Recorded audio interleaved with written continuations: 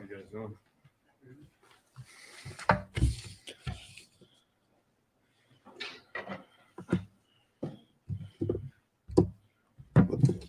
Is this fine, right? Whoever's mic this is, will it catch me?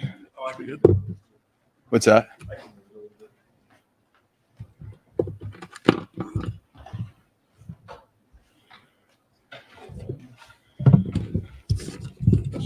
Thank you. Yeah.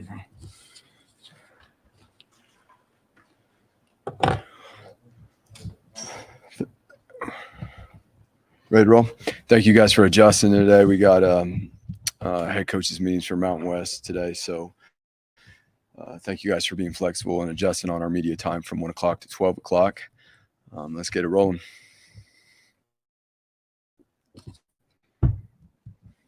How good does it feel to hit the practice field coming off with a little bit of momentum, Andy?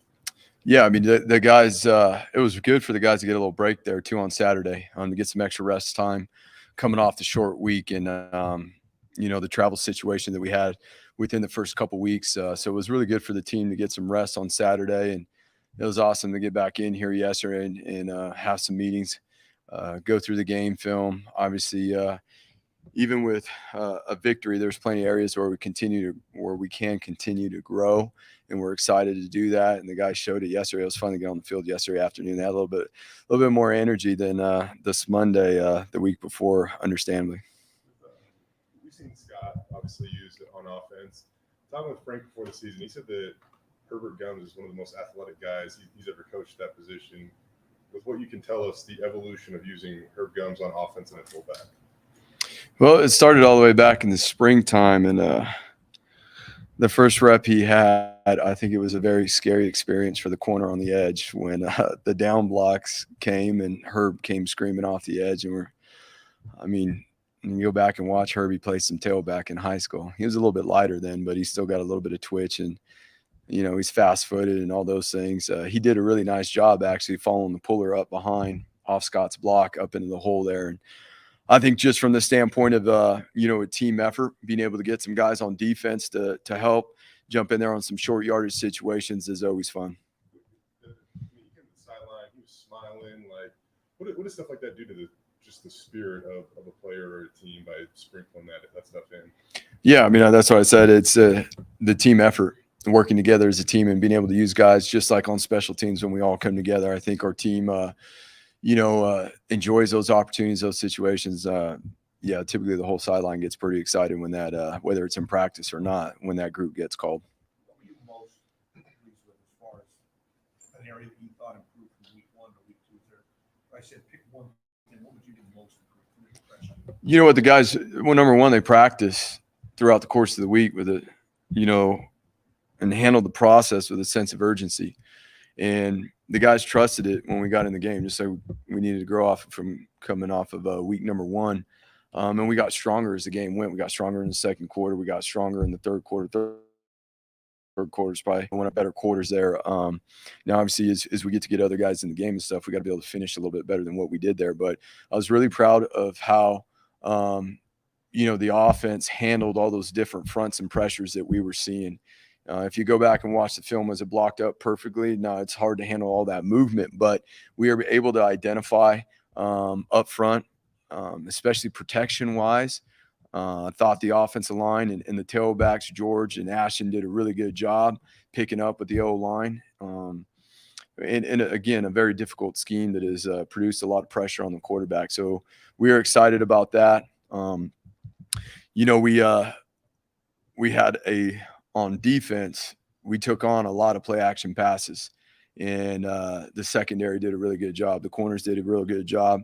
They went right at Tubes right out of the gate, and he handled it. Obviously, it helps when George wins his one-on-one right out of the gates in the first play of the game and got that sack. But I was really excited to see how we improved with our pre-snap communication, getting in rhythm, playing on defense, and then playing with better eye control to be able to fend off some of the play action passes.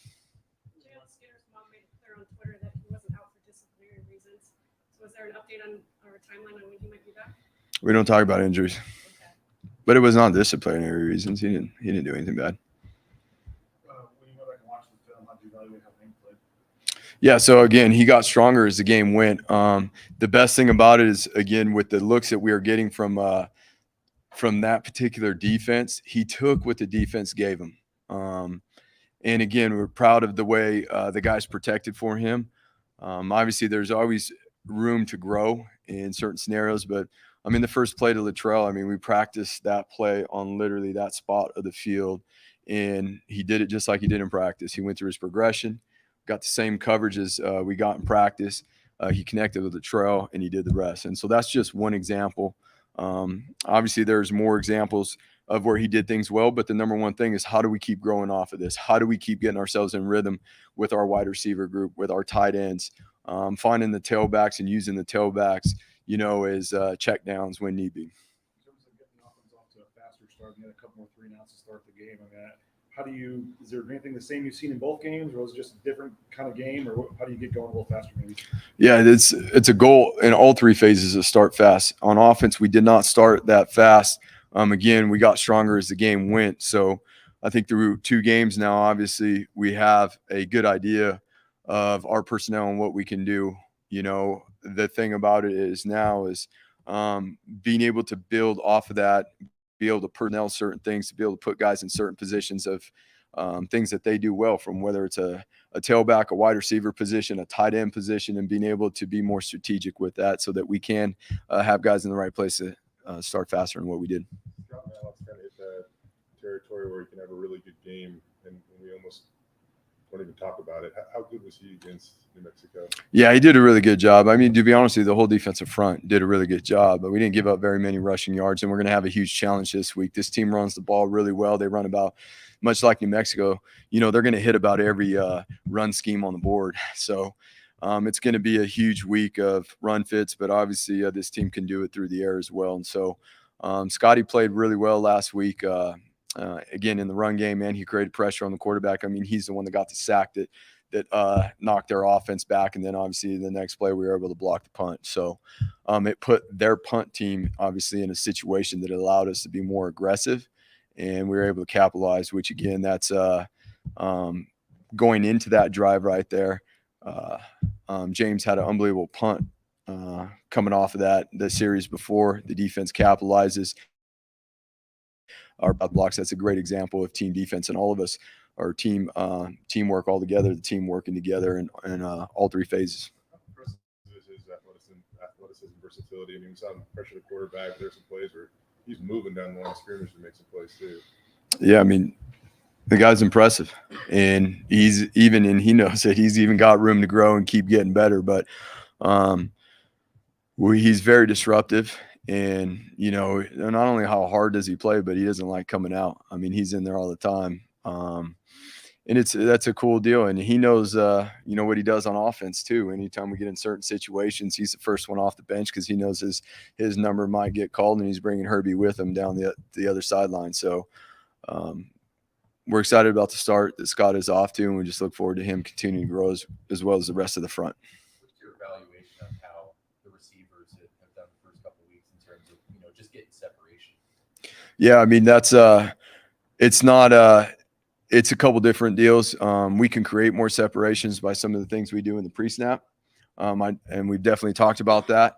And then, how we accelerate off the ball and how we're reading coverages, and if routes adjust, and all those things have something to do with it as well. And that is, obviously an area of emphasis is to create space within the passing game, and making sure that we are,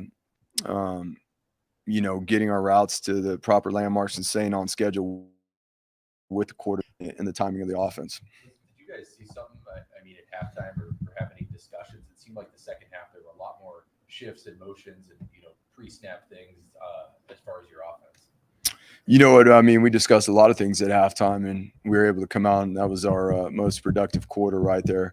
I think that we got to a few things there in the second half that maybe we could have gotten to obviously earlier. But the things that we were able to identify at halftime were exactly what we had talked about throughout the course of the week. And we had a plan for some things that we could go to if certain things weren't working. And obviously we got to those. And again, we probably could have got to them quicker. Describe what you think we're going to see out of UT Martin. What do they do? What is their team coming in here, and is there anybody style-wise that we played that they would? From an offensive standpoint, I'm assuming you're answering Oh, both. So offensively, I mean, they're probably closest to an opponent we would play. I would say probably Utah State. They're a spread team that will use the whole field, and they have an explosive pass game and run game. I mean, their stats are the best in their conference on both sides of the ball, offensively and defensively. They got a quarterback who can make every throw on the field, and he is a run fit number as well. Like I said already, from a run game standpoint, they're going to run almost every run scheme there is, and so we've got to have a great week of practice understanding our fits. It's not triple option, but when you're dealing with a quarterback run fit number and a quarterback that has wide receivers that are vertical threats and routes that create conflicts within run fits, and you got to do a really good job, much like you do in the triple option, with making sure that we're doing our job and playing with great eye control. And then there's going to be some tackles in space that are going to need to get made. Defensively, a three-man front that's going to move around. They play a lot of cover four. They've got a good secondary, and they got some guys up front that have shown to create havoc, with some interior defensive linemen in their first couple games. You got one of like 10 teams that had to play 2 road games to start the season. How eager are you guys you're going to get to make that up now and have some home games coming up here in this nice stretch here? How exciting is it to have some home games now? Yeah, I mean, the energy again was high. BJ yesterday, I think the guys needed the break on Saturday. I know they did. You don't control all that stuff, how the schedule works. You play a late game and then you got a short week the next week, all those things. You just prepare for it in the off season. And we had a stretch in camp and fall camp where we simulated a 3-day run that we went on that was going to be very difficult and challenging to the team, because we knew that we were going to have this turnaround of a short week, getting home late from our first game and going into the second game. So the most important thing about it is that I know the guys, I know the team, I know the program's excited to open up here, for Bronco Nation, and have a day game here on Saturday and get Albertson Stadium going. What do you make of what the marketing department, everyone's doing in terms of some of the new things they're trying to do, and they're going to raise a flag before the game now, and they got the one new scoreboards in, and the fan experience, I guess, as Jeremiah calls it. What do you make of just the game day experience and what they're trying to do here? Well, I think that's a huge part of college athletics, whether football or any sporting event here. I mean, that's what makes college sports. It's the camaraderie, it's the environment, it's the fan base and what they bring to it. Obviously, it's the entertainment and the fun that the university and the program bring to the campus, and obviously into whatever venue, the stadium, the arena, whatever that looks like. That's what makes college athletics. It's a student body, that has been back in school now for a couple weeks, and now they have the opportunity to come watch the Broncos play here at home in Albertson Stadium. And I think, that's a special thing. And, not only because of the challenge we have this week with our opponent, but even more so, it's our first home game, and making sure that, we stay locked in this week as a team and we handle our preparation so that we can be our best, because we're going to need to be. Andy, how much are you involved in some of that stuff that they want to do and push forward with it at Albertson Stadium to enhance game day? In the off season, not now, it's football season now, but in the off season, yeah, it's year round. I mean, the amount of conversations, preparations, brainstorming ideas, then putting things into play that goes on. I mean, it's a year round process to get these things worked through, whether it's some of the upgrades to the stadium, whether it's some of the things that go on within the game day experience. This isn't something that just happens, the week of the game. This is months and months of preparation. And so there's a lot of people involved. We're very fortunate. We're excited about the new improvements and the things and the creativity that obviously our leadership and Jeremiah and our staff are bringing to our game day experience. When you have those meetings, what's important to you? What do you talk about? What do you push? What's your priorities? For me, when it comes to the game day experience, number one is creating an atmosphere of energy. Like, this is one of the best venues in America to be able to play college football in. Now, obviously, that has a lot to do with us. They're without the team, without the football, and that is the most important thing to me, Mike, because no one's in Albertson Stadium if it isn't for the football team, right?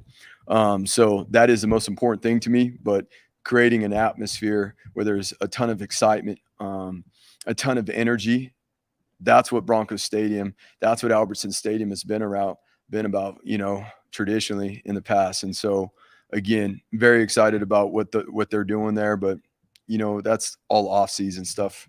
Now we're locked in on football. We got people to handle all that stuff, and they do a really good job with it. Is there any pressure or somewhat good pressure to show up against a lesser team on paper this weekend in front of the home crowd? I mean, here's the bottom line when it comes to that, okay? This team is talented. They got guys just like we got guys. They got guys that will play in the NFL on this team. So, I mean, at the end of the day, it is about our preparation and our process, making sure that we understand the things that we need to do in this game to be our very best. You see some of the other sports around the league, is that easy to show your guys, you know, you can overcome? Every game, and we know what it is. College football these days, I mean, just from last weekend, we saw a bunch of things happen. And so the thing about it is we work all year round from January to now, and to take advantage and maximize every opportunity you get, every week of preparation to keep growing as individuals, as groups, as you know, whatever 3 phases of the game, collectively as a team. I mean, we need every opportunity we can get. We need every practice opportunity we can get to keep growing, and let alone have the challenges we're going to have this week with the team that we're facing. With Caleb, you go back and look at the replay. It didn't look super egregious, but he didn't. I don't know if he played after he picked up that personal foul. So, what happened with Caleb there? Yeah, the referee said that he taunted the other player. So was it a decision? Not playing the rest of the game, I guess. No, he actually had something come up. He was going to play, and something come up from all the running he was doing on punt and all that. Yeah, I don't think there's nothing there. Andy, what about the production you're getting at linebacker? I'm going to keep Caleb in the game as much as we can. He's the best corner. I don't know why we would take him out. The production of linebacker between DJ and, Yeah. and Zeke. On the outside, I think we're somewhat surprised by it. On the inside, I'm assuming this is what you expect, or are they playing better than you thought? Well, Mike, I mean, just the body of work all the way through, those guys have been extremely consistent. And those guys have been here, Mike, for a long time now. Like, those guys, their experience and how they prepare and what they put into it, you should see how much they prepare. I mean, they know the plan. They know it like the coaches do. And it's really fun to see when you have older guys that have learned, because trust me, they weren't that when they first got here, when they were freshmen. But that's the cool part about this game, is being able to see guys develop and grow and come into their own. And now obviously they're deserving of how they're playing right now. And not only them, but bringing some of the younger guys along with them and developing them. That's the plan at every position, Mike. That's the plan at the D-line. That's the plan in the secondary. That's the plan at the O-line. You know, some of the things going on even on the O-line behind the scenes right now, we're really excited about with some of the some of the younger guys that are on our team and how they're developing and coming along. Speaking of individual growth and younger guys developing, through 2 games, Genty is the leading receiver. And then last week he had 6 yards to carry. How much more involved in the offense can he be, and how potent can he be? Yeah, I mean, we've talked about it all the way, since we were able to see him play in the spring. And, not only his, his skill set, but how smart of a player he is. You got to be able to handle a lot of different things just besides the X's and O's to play as a freshman. There's a lot that goes into it.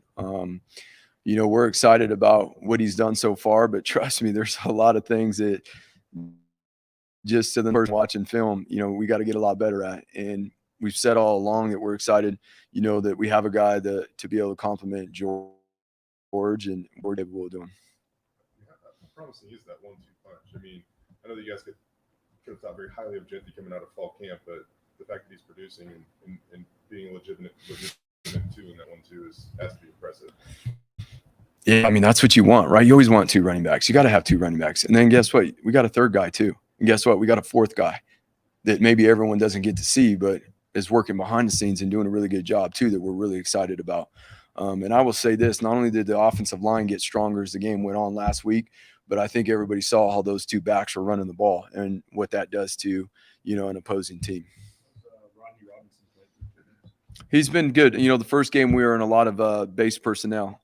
So, he didn't play as much in the first game. In this last game, he did some really good things. Again, much like one of our other players, he came out there a little bit earlier than we had wanted him to, just because he was working through something.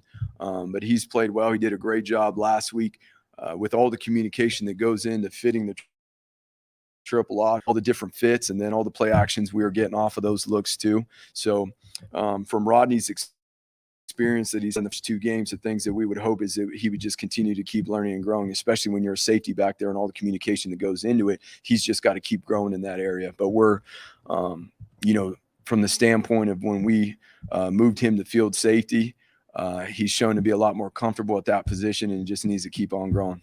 I saw Hank hit on some early team shots to Cole Wright and Billy, but then there really wasn't another one the rest of the game. What's it going to take for the passing game to become, consistent for 4 quarters? Yeah, I think that has a big part to what we were talking about earlier, is just making sure that we have the right personnel in the right positions for certain concepts, certain plays, and then through the course of the week of building in that timing within that personnel, this consistency of who he's making these throws to throughout the course of the week, and obviously just being able to execute that in the game because we practice it with certain looks, certain personnel. Kaniho obviously has gotten some more playing time in the last couple of games. How do you think he's played? Yeah, I mean, the last team went right at him too, and he did. I thought he played really well the other night. There's a lot of space out there, given the nature of the team. We were having to get some numbers in the box to handle the triple option, and I was really proud, of the way he played, how persistent he was. And then too, like, he made some nice plays in the run game too on some crack replaces and some things like that. Again, a guy stepping up with Markel going down here for a little bit, and then even Tyreek LaBeouf, and he jumped in there and played a fair amount too in this last game. And so really just continuing to grow those guys at that position. JC, just keep bringing JC along. I know he gave up a deep ball, but let me tell you something. JC's covered and done a really nice job throughout the course of fall camp and the first couple games so far. So we just got to keep growing and get better at that position. And again, we're excited about how they handled themselves the other night with all the play actions they were taking on. I think it was after the second scrimmage, you brought up Cole Wright's name because he made a big play in that scrimmage. Honestly, we don't know a ton about Cole. What can you tell us about him? And he obviously got an opportunity, and he took advantage of it in Albuquerque. Yeah, I mean, Cole's been, whether it's on special teams, where he's getting more involved, his role's increasing. Why is his role increasing? Because he's accountable. You know what you're going to get from him. You know what you're going to get when he goes in there, whether it's on special teams, whatever position or role he has there, or when he goes in at wide receivers. Again, there's an example of being able to identify some things that Cole can do very well to help the team. And now it's just about a matter of, personnel and some things within our game plan to be able to continue to, not only for him to grow his role, but others too. How long do you have to prove that to earn that title, I guess, for you? I mean, that's a matter of just being consistent day in and day out. Like, no different than, some of the other guys that, for example, it's Zeke and DJ have been this way for a while. It just didn't start this season. Scott, we're going on the last 2 years of been here. I mean, Scott's consistent. He does things well. You know what you're going to get from George every day. Okay. You know what you're going to get from Davis, from Steph, and so on. So it's just a matter of practicing a certain way and handling your preparation so you can practice a certain way. And then, Jay, that usually leads to guys being able to do it in the game. If you can do it consistently in practice, and those results usually happen. I know you take 6 sacks and 12 tackles for loss, whatever, every game. I mean, that might be a little higher than the average ends up being. But is that more of what you think this D-line can do than what we saw in the first game, obviously? Yeah, I mean, in the first game, there wasn't a whole lot of drop back pass. There was a lot of play action, and that's going to be something that's consistent. So with the play action pass comes more than 6-man protections and things like that. So it's how do we move forward and how do we adjust? How do we create? Because at the end of the day, in the passing game, you got to create pressure. And that is always a huge to-do of depending on the offense we're facing, how do you create pressure on the quarterback? Going back to special teams and underclassmen, Andrew Simpson, he made that big punt block. How important is it for players, especially when they're starting out, to buy into special teams early? It's huge because that's where a lot of guys are. I mean, we got Cole going because Cole is doing a good job on special teams. Like, all right, if you can do it on special teams and you can do it all the time, and he shows his ability on special teams, his explosiveness, and let's get him going on offense. Let's get him going on defense. If they can consistently do it on special teams, what Drew is. It's in practice he's blocked a few, and it started in the spring when he was on the scout team, not on the first or second punt return team. Drew was on the scout team, giving our regular punt team havoc, and so that's how Drew got a shot to be on our punt return team. And obviously, we saw how that unfolded the other night. James Ferguson Reynolds obviously played much better in the second game. What was different for him, or just the first game jitters out of the way, or? Yeah, I mean, it's this is his. We learned a lot. I learned a lot. He learned a lot. There's a lot of guys that learned a lot from the first game, and that's what we just want to see. We want to see growth from one opportunity to the next, and James is a huge example. I mean, 46-yard net is a pretty big deal. And on top of that, the placement of some of the punts that we had there, inside the 20 or even tighter in there, inside the 5. You asked me briefly about George Carlos after the game, but what do you think of his performance? And I mean, that's quite a bit of production, or as much production you guys got out of the D end in the wild here. I mean, that was pretty impressive performance. Yeah, the thing for George is just him continuing to learn and grow on how it is to play the edge position, the different things that we do here at that position. And he's putting in the effort. Obviously it's a different scheme. It's fundamentally and technically it's different than what he's been used to. And the more and more that he gets reps and he gets better at these things, he's going to put himself in position to make a lot of plays. So it was cool to see, because when you're playing against a team that runs a triple option like that, you got to be really on with what you're doing from play to play and handling your responsibility. And especially on the edge against a triple option team, it comes down to their techniques. And he did a pretty good job last week with handling all his different abilities, how we were changing things up on the edge for the quarterback read plays and stuff like that. And you know what? Sometimes his technique, at his position would change with emotion, and being able to handle that and trusting in the fact that, no, he's going to get this done because we're building his level of discipline and being able to execute certain. What's your Friday night routine for home games this year? Same as it was last year. Which is dinners, movies. I mean, what do you guys kind of talk through? So we have our meetings here. We have chapel here for those who would like to attend chapel. We have our Friday night meetings just like we do on the road. We have dinner just like we do on the road. And then the team goes to the hotel, same as on the road. And then when they get to the hotel, much like on the road, they get an hour of time to visit with their families, the parents, the friends, whoever it may be that's coming into town to visit and watch them play. They get a chance to visit with them. And then we finish off with one last team event just before time there in curfew. That's a little bit about Tubes after the game or whatnot. What is it about him that he just seems to stall the juice from the fruit, if you will? I think you guys help with it. You guys put the chip on his shoulder. You guys help with the motivation because he's so, the guy is so on point with everything he does. And again, I think he's that guy. He's the classic Boise State Bronco that we've all come to know and love of who he is as a person. He is that guy that everyone doesn't think that, he's good enough, fast enough, whatever. He's definitely all those things. He's smart enough, and he's a really good teammate on top of that. And so those are all the things that make Alex Tubner. And I'm just so proud of him, how he stays the course and how he's persevered through everything throughout his time here and generated his opportunities. Thank you.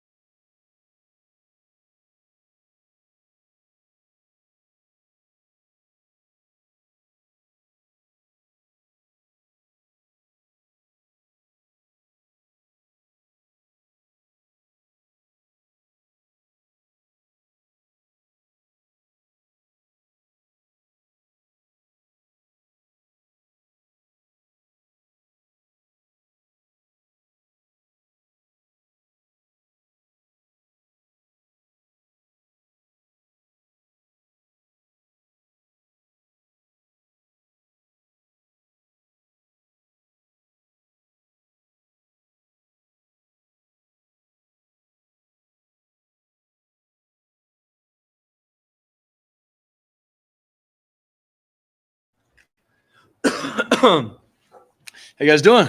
Got the win. A little bit better after that. Yeah. Hope you guys are doing well. Thank you. How about Kansas, man? Jeez. Lightning striking, man.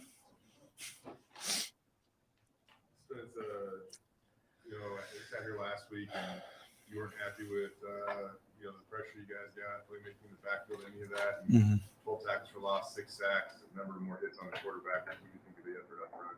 I think they did a great job, man. And we have the right guys for it. And it was cool just to see them respond and seeing the missed opportunities we had the week prior and seeing them take the coaching and the drills we did and then trying to put them in better situations. But honestly, hats off just to our players. I mean, they play hard all the time. They practice hard. And then seeing that translate to production on the field was awesome for them. So just excited for our players, man. They did an awesome job. How about George Carlos? From the first play of the game, he seemed ready to go. Yeah. He showed that he'd be kind of a force. Yes. For you guys. Yes. Yeah, I mean, George, that guy that I'm very happy that he was able to achieve what he did on Saturday. Now, there's still, as a whole group, we need to grow in and improve. But it's cool for him just to now, because same thing, he works his tail off. I mean, we've talked about before, he's in here training, watching every little thing he can on his opponent and also the ways he can grow. And then seeing that show up with the production he had on Saturday is awesome. Because when you put the work in, you do it consistently, being able to reap those benefits is always super encouraging as a coach.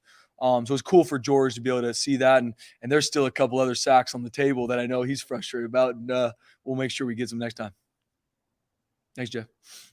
How frustrating is it when you play really well and you have to give one big play that changes a lot of the numbers and things?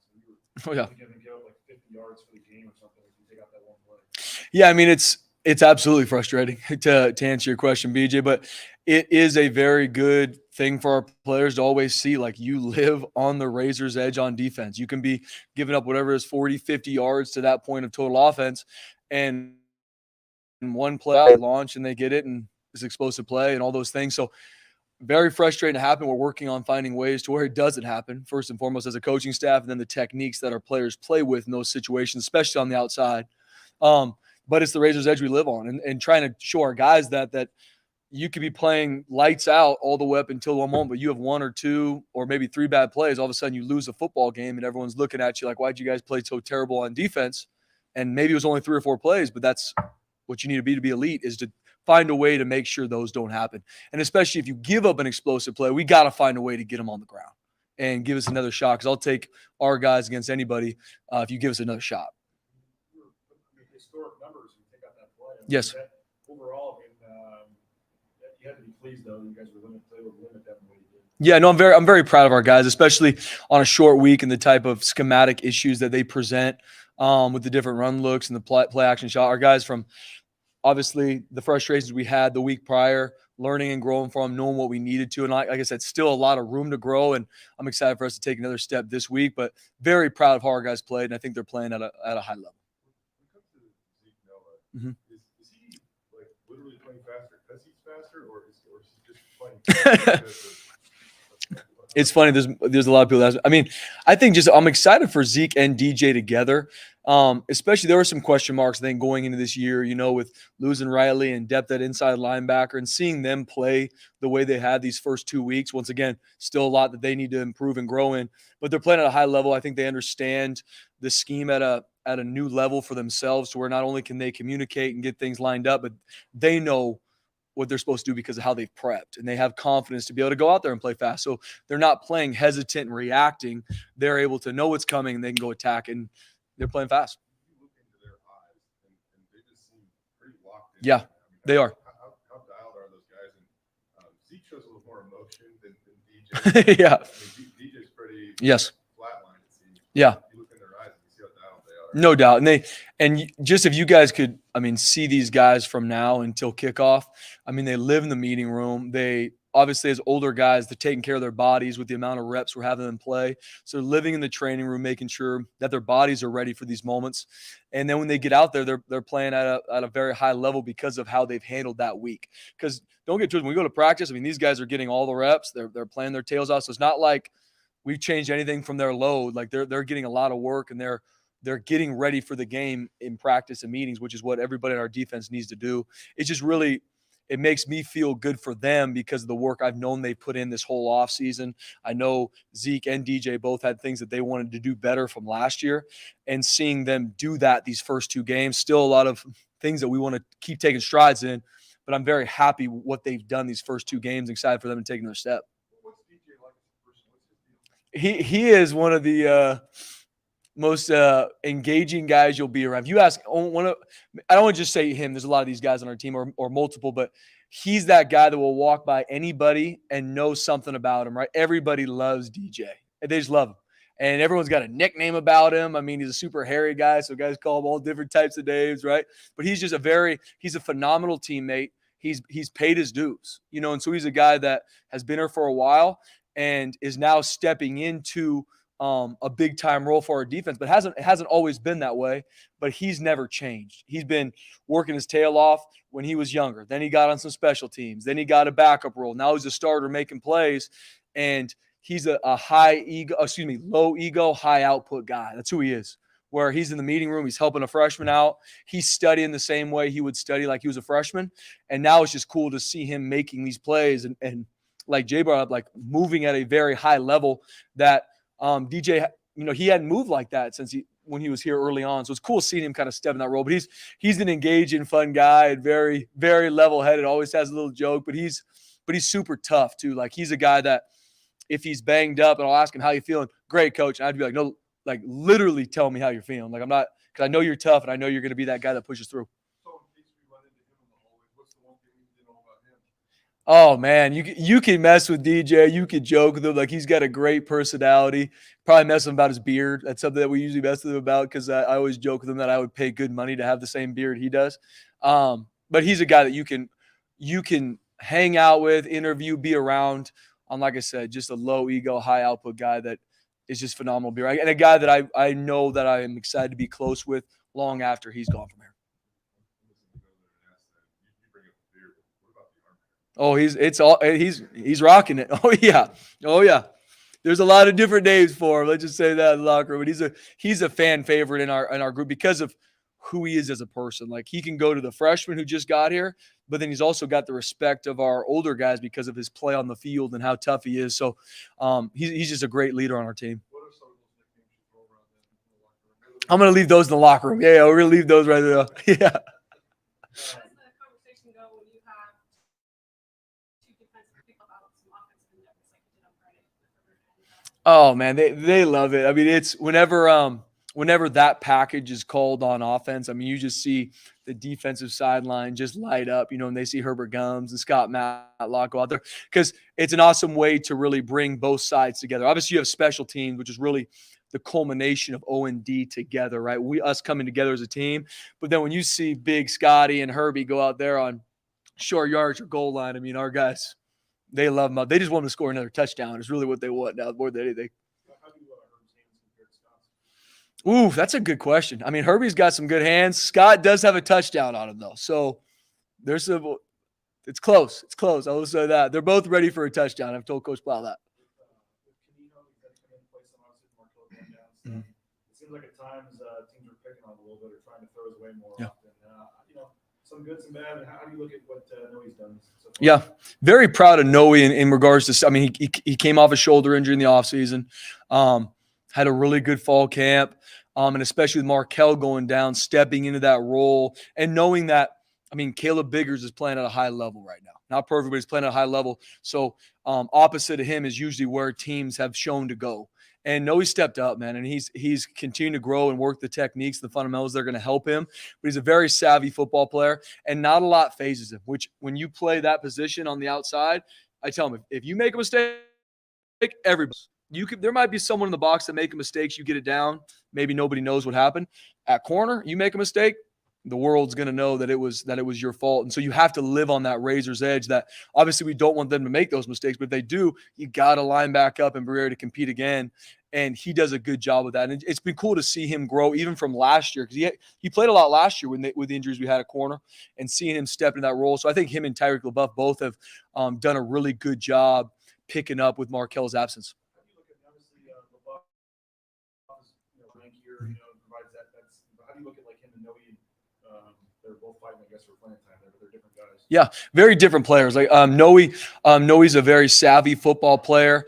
Tyreek's longer than him and can use his length in different situations. So the techniques that they use sometimes will be different. One will play better press, one will play better off, and they both kind of do things better in certain situations.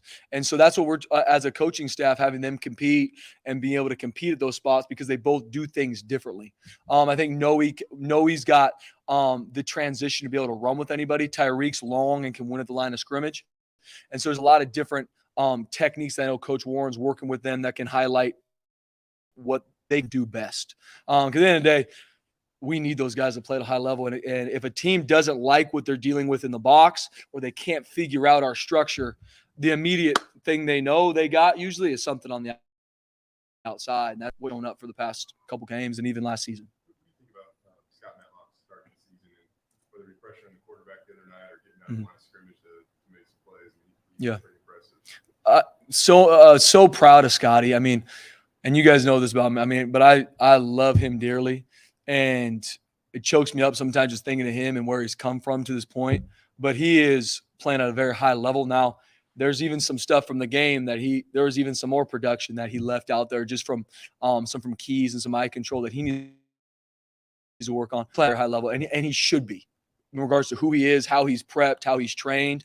And I'm excited to see him even grow as the season progresses because I think the world of Scott Matlock. And I think he can continue to take football as long as he really wants it to go, as long as he keeps growing. Because the mentality he shows up here every day, guys, is exactly what you would want it to be. He comes in here, works, takes all the reps in practice he needs to, lives in the training room, goes in the weight room, trains. There is nobody that is above that. And especially a guy that takes the beating like the D tackles do day in and day out. I mean, he shows up to work, and he'll be the first one to the football on a pursuit drill that we're working in practice. There's I played this many. No, he's still getting there. And seeing that now show up in games, the fourth down stop, the sacks, my heart gives a lot of joy for him because I know the work he's put into to now make those plays. What's it like to try to get him out of the game? Tough. I'm glad I'm not on the sideline. I'll tell you that right now. I just phoned down, hey, Frank, take Scotty out, and then I just mic's up, and then little by little we get him off. We got to take his helmet from him. But he just loves football, loves this team. And like I've told you guys before, I mean, I'm not saying in a perfect way, but I never need to guess if Scott Matlock's going to be ready to go this weekend. Like, he will get himself in a situation to where he'll be ready to play. Dimitri looks like he's off to a quiet start. There was cramping issues that first game. What did you see this weekend? Yeah, I mean, obviously the cramping is something that showed up for us with a couple different guys, game one and even this past game. So it's something we're looking at holistically in regards to hydration and pregame and some of those, which I know inhibited him in game one. But Dimitri, he does so much for our defense, and he's one of the guys that brings us a lot of multiplicity in regards to being able to play stud, field side end, in our sub packages. He can be off the ball. And so now it's really just fine tuning it for him to where, okay, let's make sure you're in the role that you can make a lot more plays because he's smart enough to be able to do all these different positions. Now let's put you in a situation to where you can capitalize on your knowledge. But he's been working his tail off, and even with the cramping and getting banged up, he comes out and practices and plays super hard. So I really think the best is still to come for Dimitri. You guys had the punt block, obviously, but the play before that, you have the sack tackle in the end zone to where you can make that play possible. How important is it, I guess, for you guys to have good plays and then build upon those plays like you guys did with that punt block? Yeah, I mean, it's just complimentary football without question. So if a team is backed up, which they were, it's our job to make sure they stay there. Because then even if the punt doesn't get blocked, our offense is starting on the logo or close to the 40-yard line, which, I mean, you're going to score points more times than not. So trying to build that into our guys that it's not just defense, offense, and special teams. Is okay, if we can keep a team backed up, or obviously you want to block a punt and score a touchdown every time.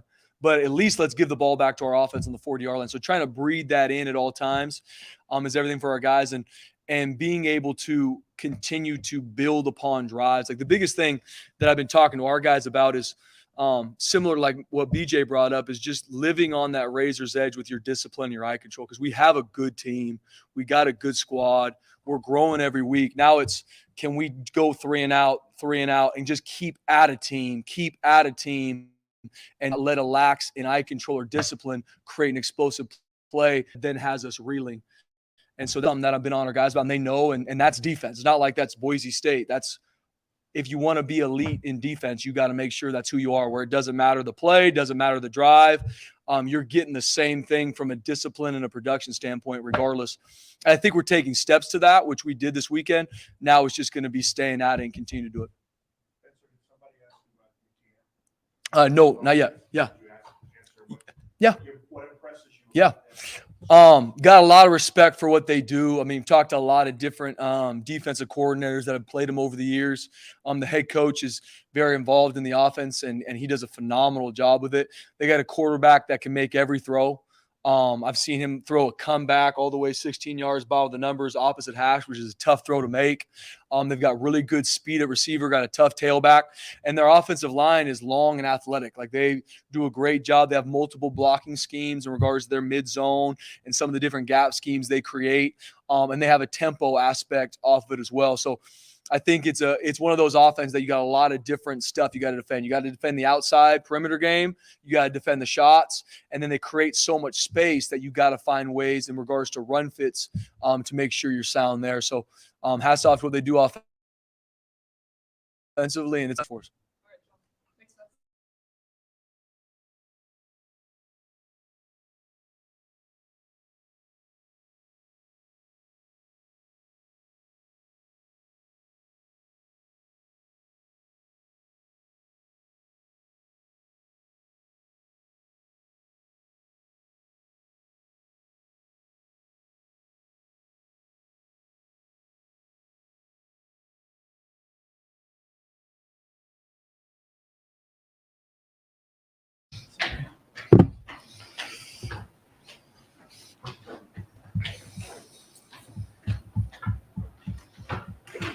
You went back and looked at the film. How do you think he played?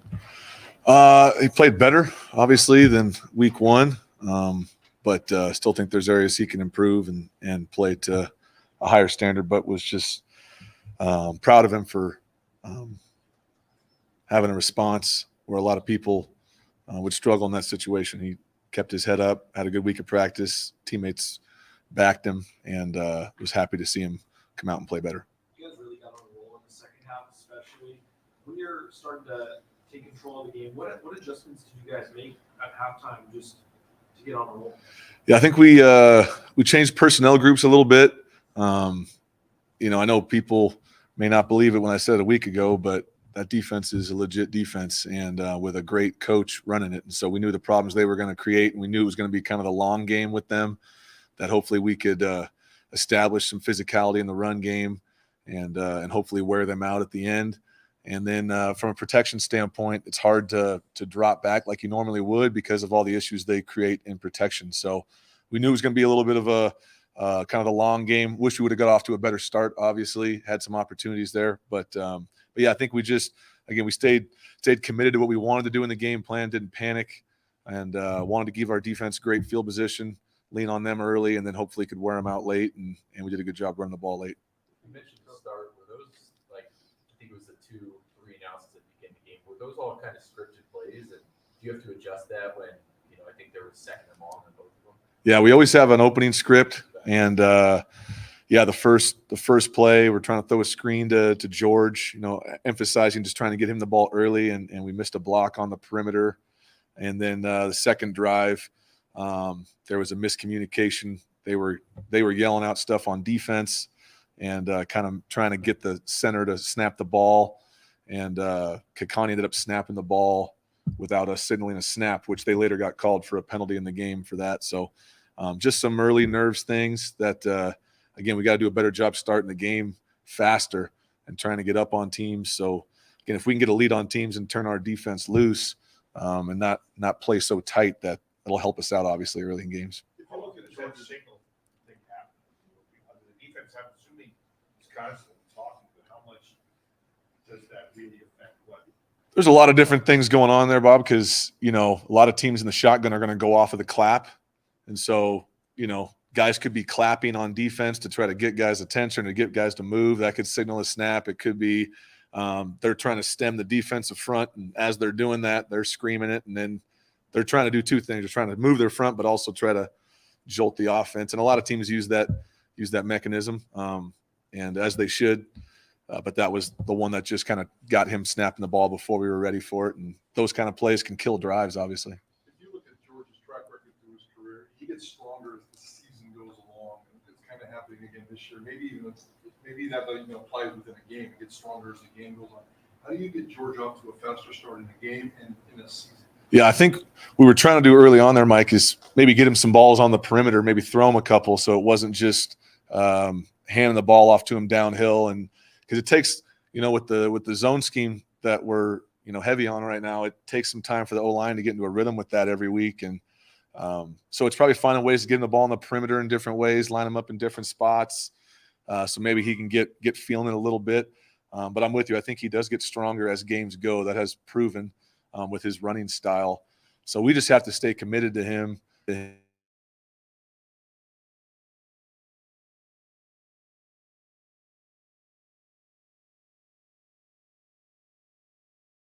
Be aggressive early in the game and get after teams. But also we need to be able to establish run early and land some body blows so that later in the fight that those pay off. Does the line get better too? I mean, like, you got a confusing defense that they have. I would think the more you see it, maybe the better you understand it. So does Absolutely. Yeah, absolutely. Especially with a defense like that. I don't know how in depth you guys get with that, but if you watch the amount of movement their defensive front is doing, it is complete chaos. And it's not something you can really practice, even though our scout team did a tremendous job this week getting those guys ready. And the only reason we were able to run the ball with any efficiency was because of the look we got from our scout team. So you can't really simulate that. I would compare it to like a triple option on offense. You can't really simulate that until you get into the game and you see it and you feel it. So, yeah, our offensive line did a tremendous job throughout the game, but you could see them get more confidence in picking up the movement and understanding where they were going to be. And Hank did a tremendous job targeting the run game and getting guys in the right spots. And I think they got a little rhythm with that as the game got going. Why don't you like to mix and match George and Ashton within the same series? Other coaches maybe rotate series. Your thought process about how you use running backs within a game? Sometimes what it comes down to, Mike, is George might get tired, right? Like maybe he has a couple runs or he's out there for 5-6 plays. The drive's longer. And so we have some studies we've done through practice on GPS on guys' workload and how their effectiveness goes throughout a certain amount of plays. And so if that's the case, then you put in a fresh running back. Remember, the defense has been out there for the same amount of plays. So if they don't sub, those guys are pretty tired. Now you throw in a fresh running back that they have to deal with. So it's kind of along those lines. And then sometimes we'll maybe start a drive with Ashton, a couple drives in just to get a different flow of that. And doing the same thing, though. If he starts a drive, same thing. We're kind of tracking his numbers from what we know from practice to know how many plays he can probably go before we get George back in. Why was Friday the perfect time to sprinkle a little Cole Wright into the offense? And is that a guy that can see his role grow or opportunities grow? I hope so, Jay. He's got a lot of talent, still a younger guy, and has been practicing really well. And that was why we wanted to get him a couple things in the game. Hey, man, we're going to put you in for these plays and get you rolling, because he had practiced so well that we wanted to reward that. And was awesome to see a guy. Sometimes you get him in there and the lights come on and maybe he doesn't play as well as he does in practice, but to see him make that catch, I think those are one of those things that can springboard a career. Just the receivers I've coached, it takes them a couple games. They catch a ball, they make a good play, and now they feel like they're a part of it and their role grows. So with his speed and route running ability, and with us losing Bolt, which was really a guy that we were going to lean on this year, that's definitely a guy whose role needs to grow, and I know it will as he continues to practice well and get better reps. We're going to come along those same lines. You look at Latrell Capel. I mean, he was beaming after the game, getting into the end zone twice, and the way that you got him the ball. And how versatile is he, and what can he provide? Yeah, the first thing about him, Jay, is just like the story of him with all the injuries he's dealt with and just his background and what he's been through. That was pretty emotional for all of us just to see him get some touchdowns and get some joy with playing. He's an integral part of what we do. He's great in the run game, which people don't see. He's very physical, and we want to get him the ball a lot in games if we can in different ways. And, again, I think we got a bunch of good wideouts. We got to piece it together on where to put them and how to get them good matchups so they can succeed. Look at Ashton. I mean, I know you guys saw it in fall camp and in spring ball, but is he doing stuff that's making you need to find even more ways to involve him in the game plan? Yeah, I mean, I think what he showed on Friday was what we saw in camp, which was he's extremely elusive, catches the ball well, but he runs with some physicality. And when you're a young guy and you have a fumble maybe in the first game, I think what shows the type of player and person he is how he responded right away within the first game and how he came back this week, played even better. He's a special player. But you got to realize, again, if you're putting both of them in the game, who are you taking out of the game? And if you're putting him in, you're taking George out sometimes. So there's definitely a chess match there of how many times we want to get those guys in. But I think of the plays we had, right, those guys touched the ball. I think 61% of the game went to either Ashton or George because of how dynamic those two guys are. I know Mike was asking about George, but how much of a 1-2 punch can those two guys be if they're both going strong at the same time? Yeah, I think that's a pretty elite group. I've been coaching a while now. I don't think I've had two backs like that could really be game changers at any moment. So I think as their rhythm continues to grow and their confidence grows, and as the season progresses, they'll get stronger, more confident, and I can see us having similar days to what they had the other night. What's the percentage of like when plays run that are exactly your calls, and then Hank kind of having to see the defense and then make adjustments in the line? Yeah, Hank adjusted 26 of the 66 plays in the game. Yeah. What does that mean in terms of that audible, hot routes or what? Some of it is based on what he sees at the line of scrimmage, his freedom to change plays. Some of it's based on we might have two plays called. Some of it's, he gets up to the line of scrimmage and notices something different. And again, that's a lot on a quarterback.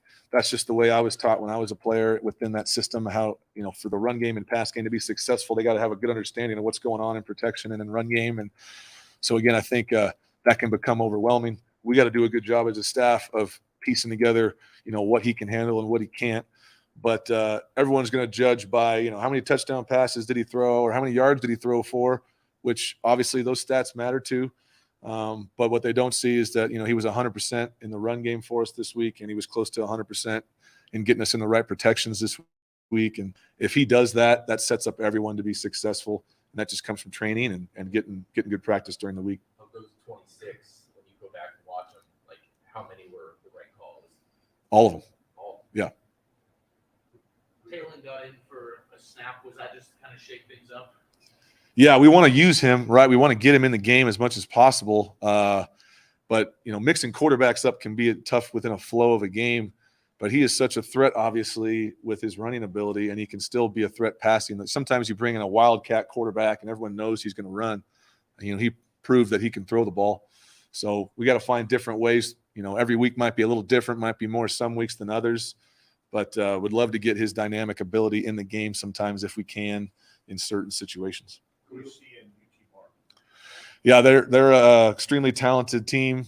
I got a lot of respect, obviously, with my career in the FCS ranks. If you're a playoff team in the FCS, you're a serious football team. And on defense, they got a lot of great athletes. They got a dynamic front. They do a lot of different things on the back end. I think they're top in their conference at stopping the run every year.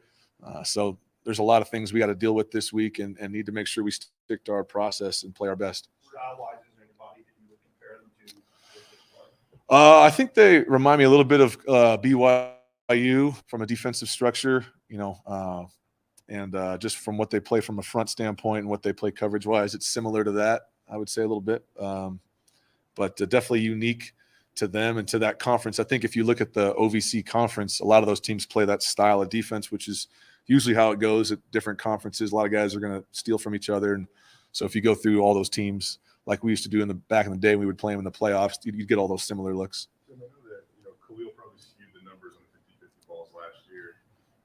Billy had a couple of opportunities to look like. I know those are tough catches, but how much of that needs to be a part of the offense where somebody does go make a play in those scenarios? Yeah, I mean, it's no question our pass game is what I think has been definitely lacking in the first two games.